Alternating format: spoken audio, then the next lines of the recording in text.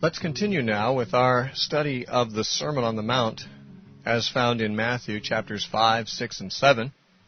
We have only come at this point to Matthew chapter 5, and we last time read and began to talk about verses 13 through 16. Here Jesus gives two metaphors for the church. One is salt and the other is light. Last time we had the chance to talk only about the salt. We will now talk about the light. But let's read the whole passage again because the two portions are two parts of one teaching. In Matthew 5:13, Jesus said, "You are the salt of the earth. But if the salt loses its flavor, how shall it be seasoned? It is then good for nothing, but to be thrown out and trampled underfoot by men. You are the light of the world. A city that is set on a hill cannot be hidden, nor do they light a lamp and put it under a basket, but on the lampstand, and it gives light to all who are in the house. Let your light so shine before men that they may see your good works and glorify your Father in heaven." Last time I mentioned that salt was used in the time of Christ for retarding the decay of meat. That is, they packed meat in salt in order that it would not putrefy so quickly. And Jesus said that the disciples were the salt of the earth, and therefore that they should see their function as having a preserving effect on the spiritual and moral conditions of the earth. But he did say that salt can lose its saltiness, and if it does, it will not fulfill its function, and it will simply be despised and rejected and trodden underfoot by men. I mentioned last time that I believe to a large extent the modern church has lost its saltiness, even though there are enormously popular churches where many thousands of people attend. In many cases, these people are not challenged at these churches to take seriously the conditions of discipleship that Jesus gave. And therefore, because they are not challenged, many times they do not change. It's a very sad thing for me to report. I do not gloat and I take no pleasure in reporting. But there are many churches that have thousands of members where over the years people can be in that church and never be confronted about their pet sins, their materialism, their lusts, their pride, and so forth. They are not confronted with the issues of their self-esteem, where instead their self-esteem is coddled and encouraged rather than them being told to be poor in spirit or meek. They're not told to hunger and thirst for righteousness. Instead, their hunger for sports and entertainment is often affirmed, and their hunger for prestige and popularity, they're often not prepared for persecution as Jesus prepared his disciples. The salt is absent, and because of it, the world has not been preserved from moral decay as Jesus intended that the church should preserve it. Now, the next metaphor that Jesus used is light. He said, "You are the light of the world." Now, the reference to the church being salt to the earth suggests that the earth is like a piece of rotting flesh, and it needs a preservative, and the church is to be that preservative. In saying that the church is the light of the world, it suggests that the world is in darkness and needs a light. And that is certainly the case if by darkness we mean spiritual blindness. And that is really the case, you see. The spiritual realm, the realm of the knowledge of God, the realm of salvation, the realm of right and wrong even the nature of the spiritual realm. These things are not things that we know instinctively. These things we know by revelation. The world, which does not know or follow God's revelation, is in the dark. As Jesus said on one occasion in John chapter 8, he said, "I am the light of the world. He that follows me shall not walk in darkness, but shall have the light of life." And yet, John says in 1 John that there are people who walk in darkness and do not know where they're going, because the darkness has blinded their eyes.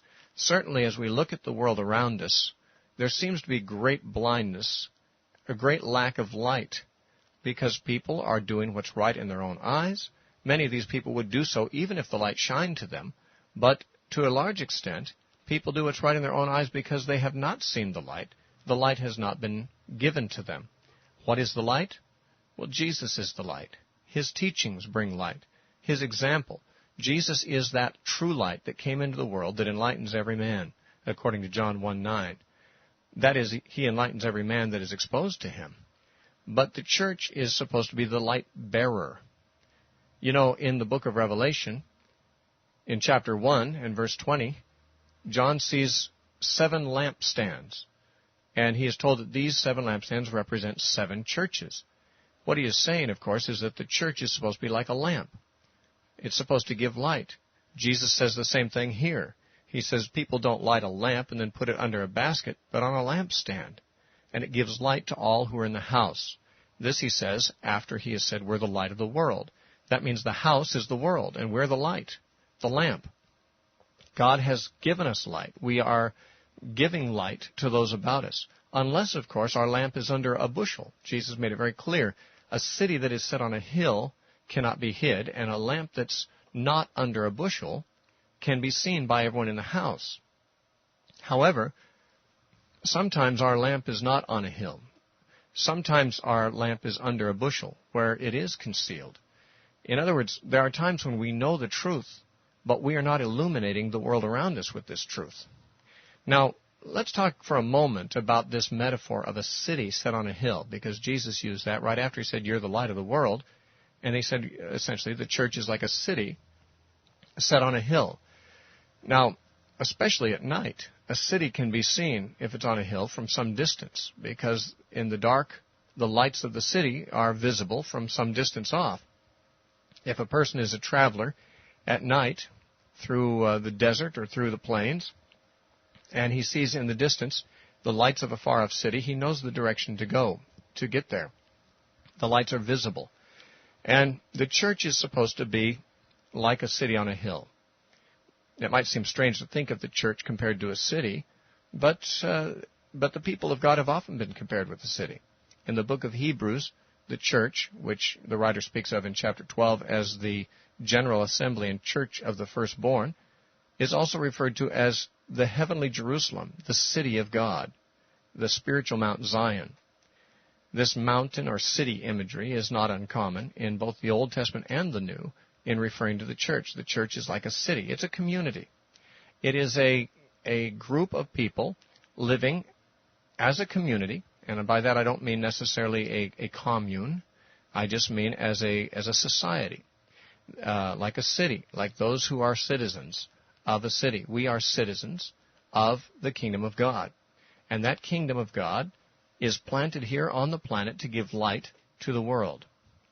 We are an alternative society, and as such, we should provide an alternative to the world so that it might have light instead of its normal darkness. Now, think about this for a moment. The world around us is clearly in the dark. You can see how little unbelievers around you know of true right and wrong, or know of God. People form opinions about God. They form opinions about right and wrong.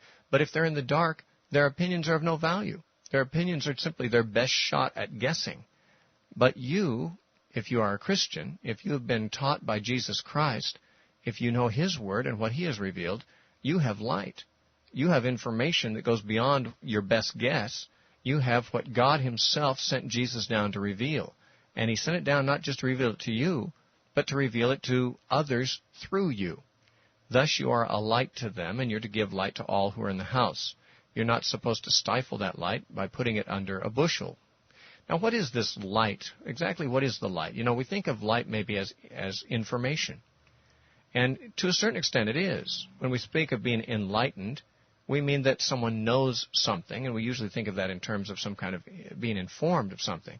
However, look how Jesus described the light that we are to shine there in verse 16. Matthew 5:16, He said, "Let your light so shine before men that they may see your good works and glorify your Father in heaven." Now notice, what are they seeing? They see light. Well, what is the light? The light is good works. You are the light, and people should see your good works and be enlightened by them. What this means, of course, is that the church is not to enlighten the world simply by telling the world what God says and telling the world what God requires, but by showing the world what God has said and showing the world what God requires by our own behavior, by our own good works. This may call to mind for some of you what Paul said in Romans chapter 12, in the beginning of that chapter. Romans 12, 1 and 2, he says, I beseech you therefore, brethren, by the mercies of God, that you present your bodies a living sacrifice, holy, acceptable to God, which is your reasonable service, and do not be conformed to this world, but be transformed by the renewing of your mind, that you may prove what is that good and acceptable and perfect will of God. Notice, don't be conformed to this world. The world is dark. You're light. If you begin to conform your lifestyle and your behavior to that of the world, you simply dim your own light. You put a bushel over it, and the world will not see it. But rather, don't be conformed to this world, but be transformed by the renewing of your mind. That is to say, you need to be transformed by embracing with your mind and with your actions what Jesus taught. And by doing so, Paul says, you will prove, that is, to those who look on, what is that good and acceptable and perfect will of God. The world needs to know what the will of God is, and they need to know it not just from Christians preaching it. They need to know it by Christians living it. That you are the light of the world, and let your light shine before men so men will see your good works. That is the light. Now, let me just get specific here. I believe that most Christians who are evangelicals know that they should stop doing some of the sinful things that the world does. Before you were a Christian, maybe some of you would blaspheme. Maybe you told dirty jokes. Maybe you actually were involved in sexual immorality. Maybe you were a drunkard. Perhaps you used consciousness-altering drugs. These are very common sins in our culture, and I'm sure that many of our listeners did some of those things, if not all of them, before you were saved. Now, when you become a Christian, hopefully, you are aware that these things are to be done away with. Now, most gospel preaching, I hope, informs the sinner that they have to give up their drunkenness and their drug addiction, and they have to give up their blasphemy, and they have to give up their immorality. Shockingly, I have found churches that don't even tell people that much. But if they do tell them that much, that's not enough. Jesus didn't simply say, clean up your act. Jesus didn't just say, stop being a drunkard and a fornicator. That's just the beginning. That actually is something that should happen the day that you are converted. You repent of those known sins, and you begin to live a life that does not follow these corrupt ways. But there's more to it than just that. Many Christians have gone that far. They've stopped using pornography. They've stopped sleeping around. They've stopped getting drunk on weekends. They've eliminated profanity from their language. And they figure, now I'm a good Christian. And, that's between them and God whether they're a good Christian or not. I'm not going to tell you whether you are or not. But let me say that giving up these grosser, obvious sins is not all that's involved in letting your light shine before men. Jesus said, men should see your good works and glorify your Father.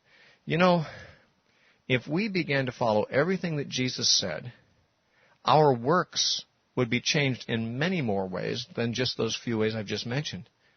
We would not only stop stealing, we would start giving. We would not only stop sleeping around, we would stop endorsing entertainment that encourages sleeping around, for example. We would stop entertaining ourselves with actors and actresses and musicians whose very lives affirm the lifestyles that we've rejected. There are many ways in which Christians need to go further in being different from the world. You see, if the world sees that you don't commit adultery, but that you enjoy going to movies where adultery is featured, then they'll just know that you're a wimp, really. I mean, they're not going to be impressed by your Christianity because they'll know that you are entertained and drawn to adultery as much as they are. You just don't have the guts to do it anymore. Or worse yet, maybe you do. the hypocrisy of Christians is certainly the opposite of shining the light. That Christians have, to a large degree, been conformed to this world, which Paul said not to do. And therefore, the world is left without a proof, a light, as to what is that good and acceptable and perfect will of God. I'd like to suggest to you, and I don't do this very often on this broadcast, that I'd like to recommend some tapes to you. I'm not here to sell tapes, and any tapes that I ever suggest to you are available on a donation basis. We're not selling tapes here. But if you wanted to write to the address given at the end of this broadcast, I'd like to highly recommend that you pick up a series of tapes I taught a few years ago called Toward a Radically Christian Counterculture. There's 24 of these tapes in this set. It's available both on cassette and videotape. And Toward a Radically Christian Counterculture examines the things of our culture that the church copies and presents a radically biblical alternative to them. It intrudes into many areas of life. You might say, preacher, you've left preaching and gone to meddling when you hear this stuff. And you bet I have. We're meddling. God is meddlesome. His Word is meddlesome. And He calls us to a radical holiness that goes much more than we have guessed, beyond simply giving up overt immorality and blasphemy. It has to do with the way we order our financial lives. It has to do with the way we raise our children. It has to do with the way we relate with our spouse. It has to do with the way we relate to our employer. It has to do with the way we respond to people who are hostile to us. It has to do with the way that we find a mate. There are many, many areas of ordinary life that the modern church, to a large extent, never looks at in the sense of challenging the world's assumptions about it. But the Bible does. The Bible challenges the world's assumptions on many areas that you'll almost never hear preached about in church. I'm not sure why. That is, I'm not sure why the church doesn't preach it, but I have a feeling it's because most churches, the leadership must assume a high degree of carnality in their audience, and they figure they probably would offend people. Or in many cases, the pastors themselves have never studied the Scriptures on these issues and don't know the answers.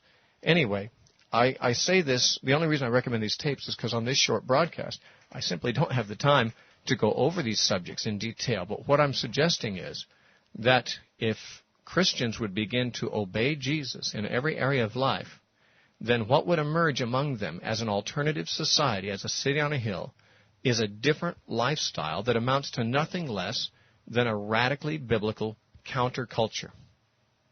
And one which the world can look on and say, wow, look at these people over here. And when I say over here, I'm not speaking of geographically. Christians don't have to go off and live on a mountaintop somewhere. But wherever Christians are, if Christians began as a community, as an alternative society, to begin to live the life that Jesus taught in all areas of ordinary life, then the world would have to eventually say, wow, here's some people who they don't go to counselors to stay sane. Their kids are not on drugs. Their daughters are not getting pregnant. Their marriages are not falling apart. They're not getting divorces. They're not running headlong after money. They're not they're not getting ulcers from participation in the rat race.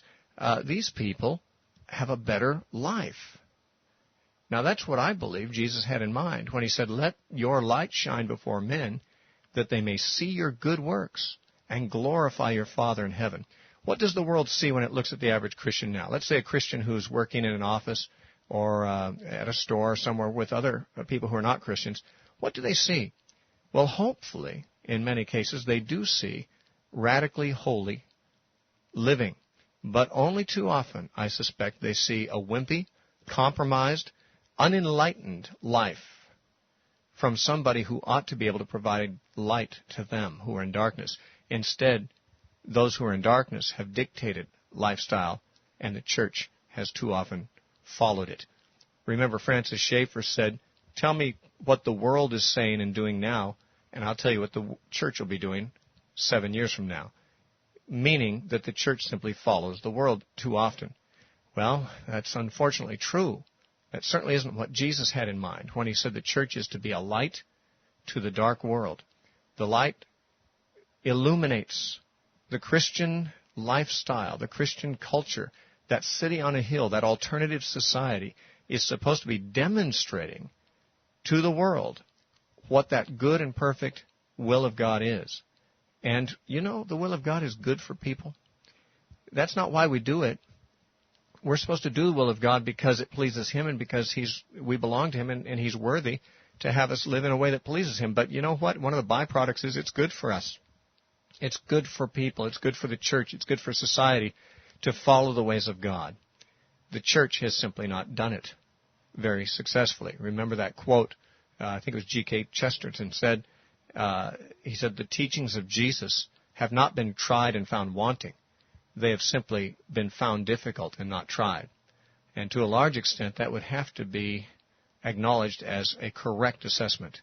Where, for example, do we find a group of Christians who are living radically as followers of Jesus, and their whole financial lives, the way they entertain themselves, the way they educate their children, the way that they conduct themselves as single people seeking a mate, or the way they teach their children to do so, that everything about them is following what Jesus said and not following the world's lead? I don't think you'll find very many groups like that. From time to time, no doubt you will, but it's unfortunately not very common. And for that reason, what do we have? A world in darkness without a piercing light. We do not have very much in our current society a world that looks at the church and is impressed to the point of glorifying our Father which is in heaven because they see such strikingly good works.